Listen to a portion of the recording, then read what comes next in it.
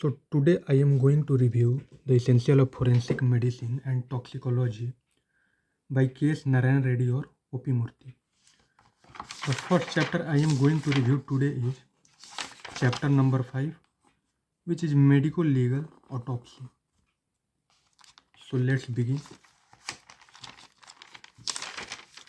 Medical legal autopsy.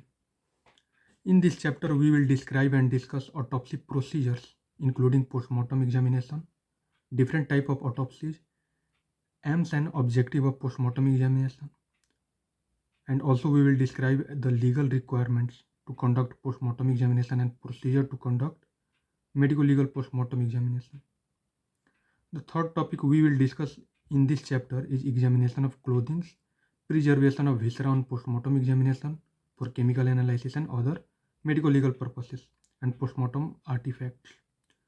The fourth topic we will discuss and describe in this chapter is examination of mutilated body or fragments, charred bone and bundles of bone. And we will also describe and discuss exhumation and describe medical legal autopsy in case of poisoning, including preservation and dispatch of viscera for chemical analysis. So let's start. Introduction. Autopsy or necropsy means postmortem examination of body.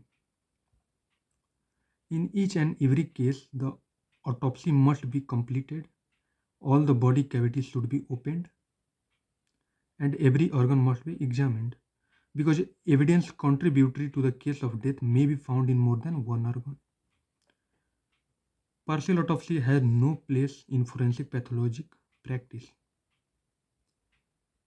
A complete autopsy is necessary to substantiate the truth of evidence of eyewitness. A poor autopsy is worse than no autopsy at all, as it more likely to lead a miscarriage of justice. The autopsy should be carried out by the doctor and not left to mortuary attendant.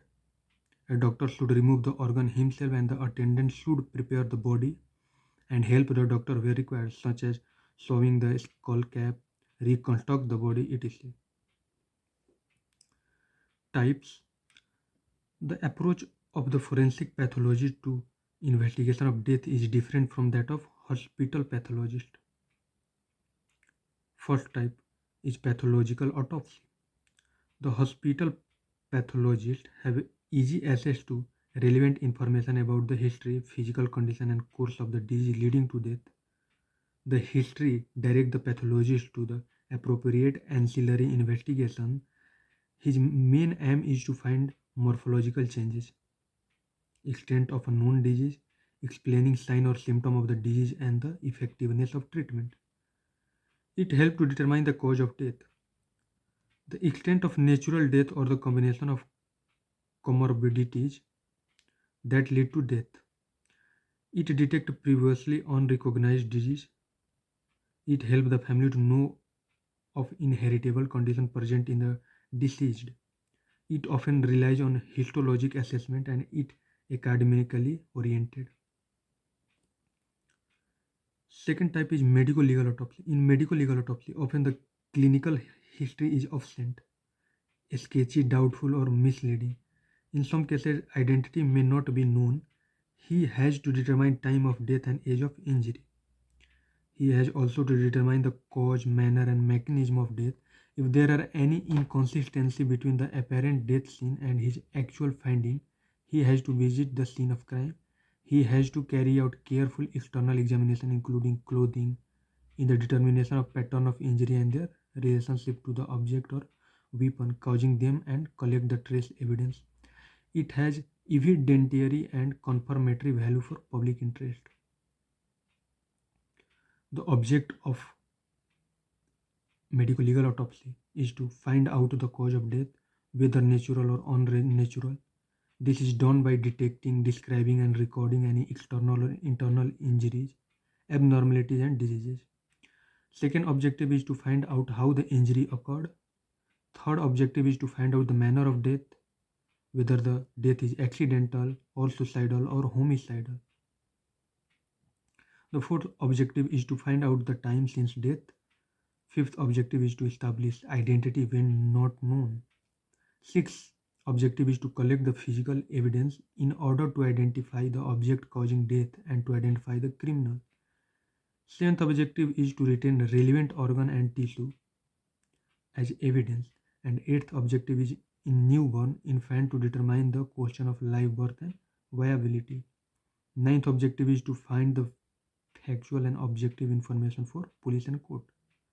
If the autopsy is not done, the exact cause of the death, the presence and extent of disease or injury, the incapacitation produced by them, and the whether there was any pain or suffering become only speculation. Rule for medical legal autopsy. The first rule for medical legal autopsy is the body should be labeled as soon as it arrives in the mortuary. Second rule is the autopsy should be conducted in mortuary and never in private room. However, it may become necessary to do an autopsy at the site when the body is in advanced state of putrefaction and its transportation is difficult and material of evidential value may be lost in transport, and when immediate examination of body without its removal to the hospital is essential due to any special reason. And also it should be conducted only when there is an official order authorizing the autopsy from the police or from the magistrate.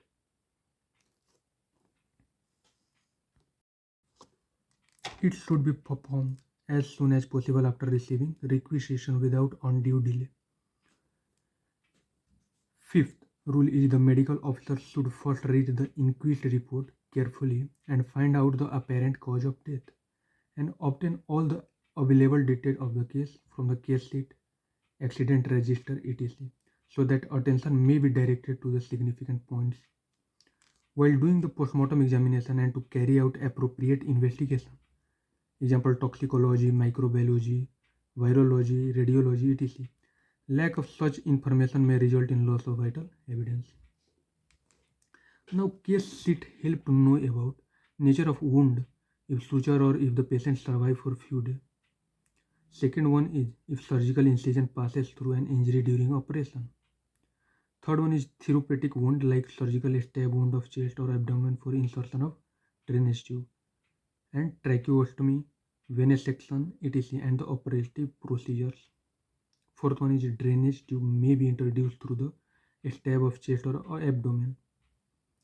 Fifth one is resuscitation injury artifact due to artificial respiration or cardiac massage. Sixth one is in firearm wound to know the wound of entrance and exit if there was surgical intervention. Seventh one, not to mistake collection of blood in chest and abdominal cavity due to operation from the due to trauma. Eighth one is area of tenderness for detection of contusion. Ninth one, if after head injury the patient is maintained on respirator, lungs to area of collapse, hemorrhage and hyaline membrane, respirator lung and antifact. 10th one, to detect the green stick fracture or fissured fracture. 11th one, the cause of death like diabetes, asthma, epilepsy, uremia, renal failure, etc. in negative autopsy. 12th one, the actual poison consumed or to suspect a particular poison from the sign and symptom observed during life. The sixth rule of autopsy is that the examination should be conducted in daylight as far as possible because color change such as jaundice, change in bruise, change in postmortem staining, etc. can't be appreciated in artificial light. If the body is received late in the evening, a preliminary examination is done to note the external appearance, the body temperature, extent of postmortem, lividity and rigor mortis, etc. The actual postmortem may be conducted on next day as early as possible. There is no law which prevent autopsy being conducted during night. The seventh rule of autopsy is the body must be identified by the police constable who accompanies it and relative of the deceased. The name of those who identify the body must be recorded, and in unidentified bodies, the mark of identification, photographs, and fingerprints should be taken. The eighth rule of autopsy is no unauthorized person should be present at the autopsy. The investigating police officer may be present. Ninth rule is if the doctor does not find the injury recorded in inquest report, he should state that such injury are not present or are misinterpretation or PM changes and not injury. Difference in injury in wound certificate and autopsy report benefit accused as to weapon used, injury and time of injury. 10th rule, as the autopsy is conducted, detail of examination should be noted and verbatim by an assistant or use a voice activated tape recorder and sketches made of all the important injury. 11th rule is nothing should be erased and all alteration should be initiated in the report. 12th rule, even if the body is decomposed, autopsy should be performed as certain important lesion may still be found. 13th rule is both positive and negative findings should be recorded. 14th rule is both after completion of autopsy, the body is handed over to the police constable. 15th rule is postmortem report should not be issued to the party. Autopsy room. Autopsy room should properly ventilated, illuminated, and clean with plenty of running water. Daily cleaning and disinfection must be done with weekly fumigation. Phenol, Savlon, and glutaraldehyde 2% can be used for disinfection.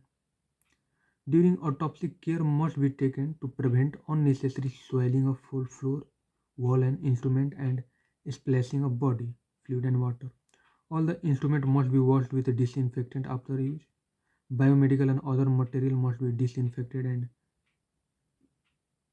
disposed according to Biomedical Waste Management Rule 2016. Universal work precaution should be followed. Staff must be immunized for tetanus, tuberculosis, hepatitis B, etc. Autopsy room photography.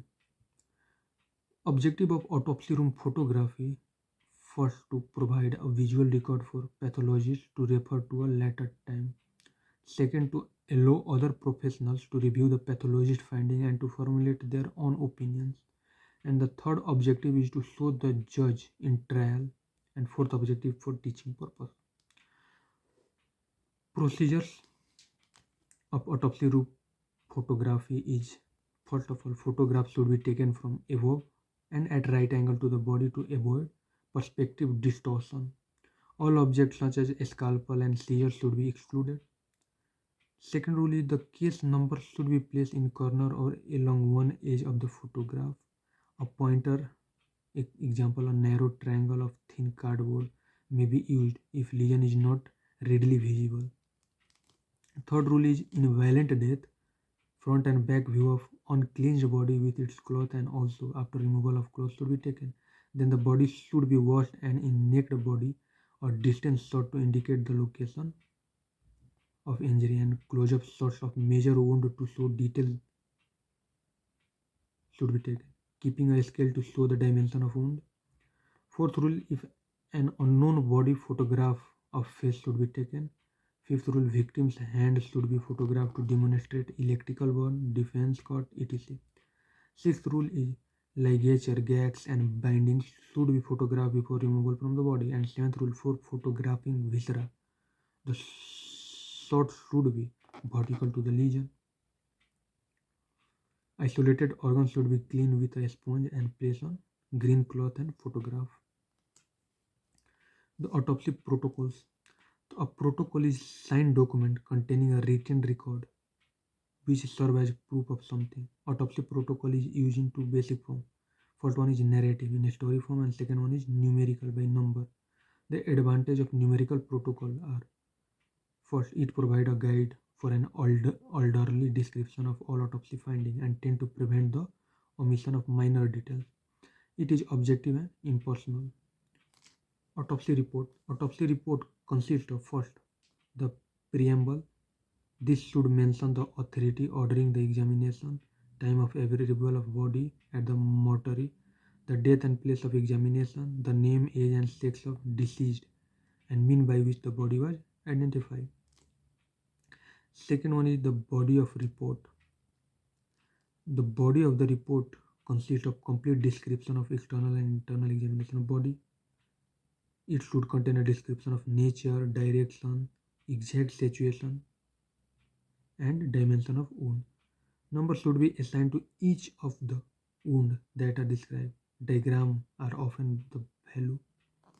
The report should include all the positive finding and all the relevant negative finding because it may be taken to mean that it was not examined or specifically looked for. Third one is conclusion. The conclusion as to the cause of death must be given. Based on the postmortem finding, conciseness and clear language are of high value in expression of opinion. The report should be detailed, comprehensive, honest, objective, and scientific honesty. This is followed by signature and qualification of doctor. A properly performed autopsy furnishes objective fact which can disprove the weight and worth of misleading statement. Next term is external examination. The external examination will provide most of the substance of report. Where death occurred due to trauma, it is important in interpretation. Example, in case of pedestrian involved in traffic accident in which the vehicle involved has not been identified or where due to lack of witness the circumstances of accident are obscure. Both the issue might be clarified by a good description of surface injury. The body should not be embalmed. Prior to autopsy, embalming changes the appearance of wound and can produce artifacts. The following should be noted. First of all, clothes. The clothes should be listed and examined and described with regard to type of garment, its color, consistency, size, manufacturer level, laundry mark, uniform or uniform logos, tear, loss of button or disarrangement indicate a struggle as each item is removed from the body. Clothing should be removed gently, taking care to avoid contamination or loss of any trace evidence such as hair, fibers, paints, fragments, glass, sand, vegetable matter, etc., which should be collected, mentioning the site, seal, and handed over to the police. Hair, fiber, vegetation, etc., can be picked with forceps, packed, and labeled. The cloth should be removed carefully without any tearing to avoid confusion of sign of a struggle. The clothing can be removed by unbuttoning, unzipping, or unhooking. Clothing can be removed by unbuttoning, unzipping, and unhooking. If possible, if they can't be removed intact, they should be cut in area away from bullet hole or object along a seam in garment. Clothing removed from the victim should not be thrown on the ground or floor or otherwise discarded or destroyed. This should be handled as little as possible and without any deliberate shaking or dusting. Cuts, holes, or blackening from firearm discharge should be noted and compared with injury on the body. No object should be put through defect in clothing or wounds.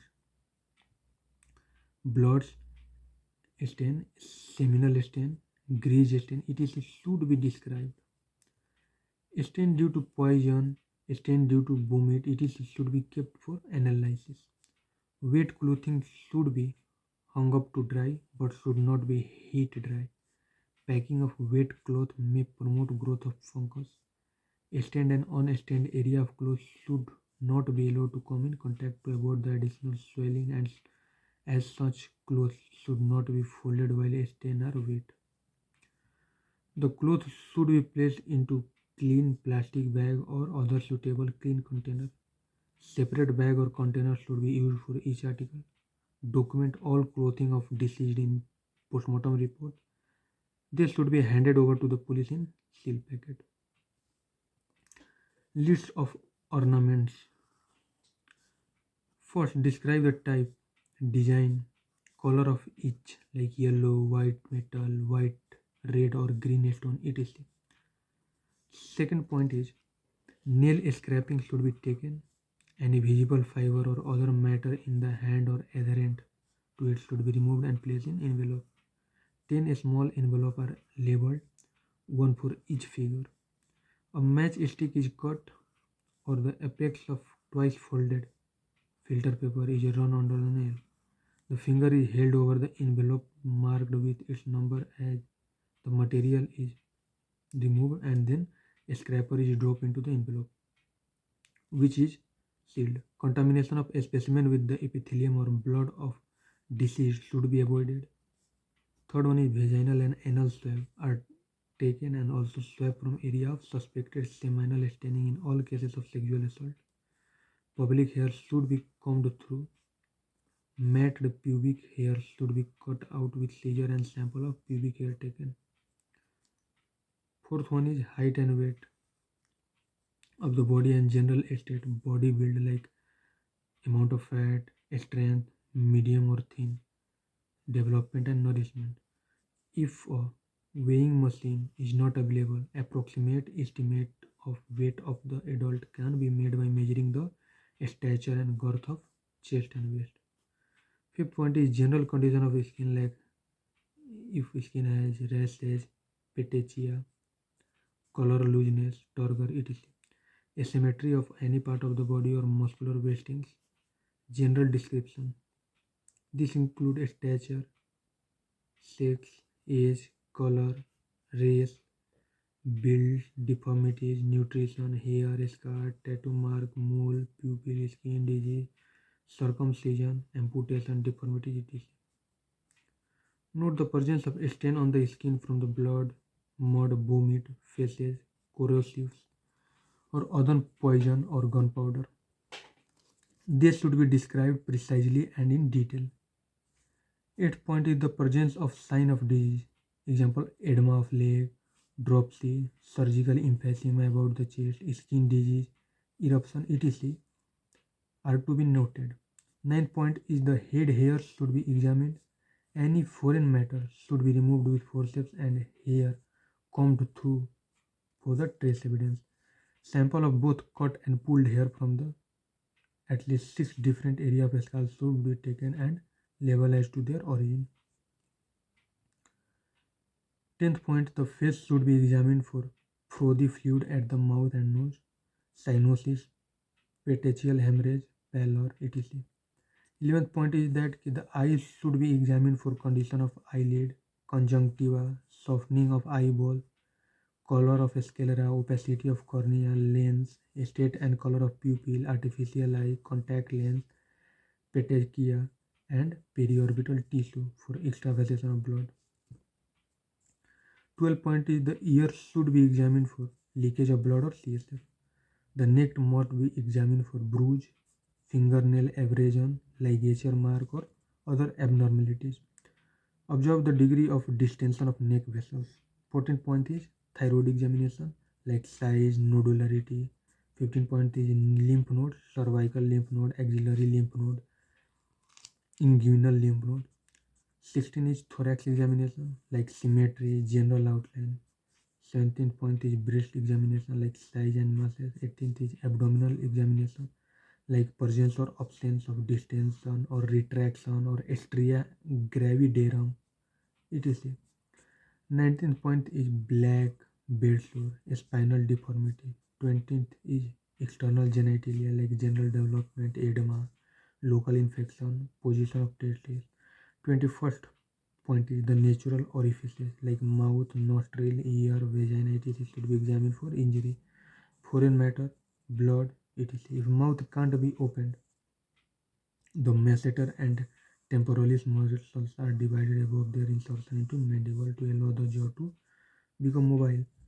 The state of lip, gum, teeth, mark of corrosion and injury to inside of the lip and cheeks should be noted.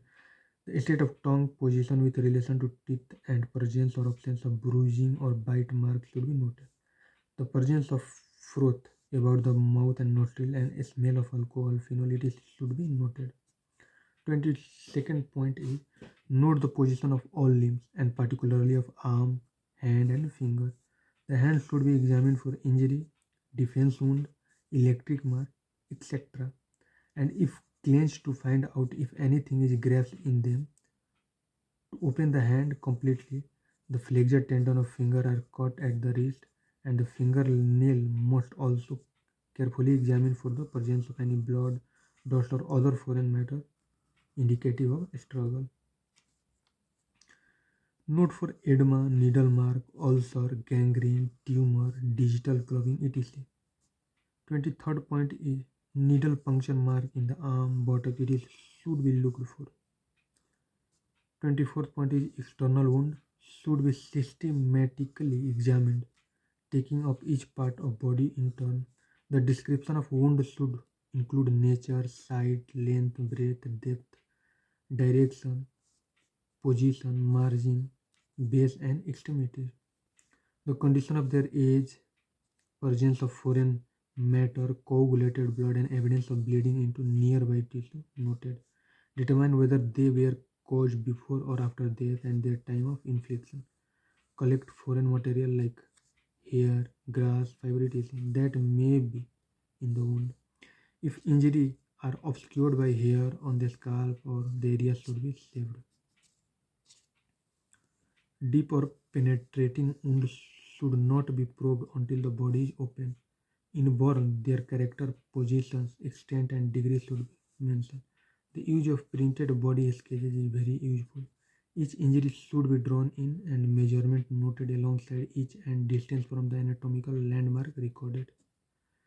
Injuries should be numbered and related to written notes. Photographs are useful. There is no substitute for good color photograph to preserve the appearance of wound or injury.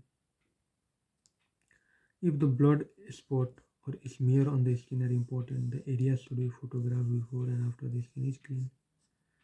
Excluding stab and firearm wound, all the injuries should be divided into two broad areas, external or internal injury. For recording injury, the use of text can't be greatly helped by addition of body chart, sketches, and photographs. 25th point is the limb and other parts should be examined for fracture and dislocation by suitable movement and by palpation and confirmed by dissection. 26 point the time since death should be noted from rectal temperature, rigor mortis, postmortem hypostasis, and putrefaction, etc. 27 point is a list should be made of all articles removed from the body, like cloth, jewelry, bullet, etc. They should be labeled, mentioned in the report, and handed over to police constable in sealed cover after obtaining receipt. 28 point the report should include all of the surgical procedure, applied dressing, and other diagnostic and therapeutic measures, drainage tube, catheter, etc. found on external examination. Cardiac pacemaker if present should be removed because the mercury batteries causes an explosion if body is burnt or will cause environmental pollution if buried. Skin incision. The primary incision are of three types in the skin. Figure 5.2 show the primary skin incision, which may be I-shaped incision, Y-shaped skin incision, and modified Y-shaped skin incision. First of all, the I-shaped incision. I-shaped incision, skin incision, extending from the chin straight down to the symphysis pubis, passing either to the left or right of the umbilicus, and the umbilicus is avoided because the dense fibrous tissue is difficult to penetrate with needle when the body is stitched after autopsy. Second one is Y-shaped incision, begin at the point close to acromial process. It extends down below the breast and across to xiphoid process. A similar incision is then made to opposite side of body, and from the xiphoid process the incision is carried downward to the symphysis pubis. Third one is modified Y-shaped incision. An incision is made in midline from supraesternal nose to symphysis pubis, and the incision extends from supraesternal nose over the clavicle to the center on both sides and then passes upward over the neck behind the ear. The incision must be adopted according to a special condition of the case, like in a stab wound of chest or abdomen. The usual incision may have to be altered to avoid such wound.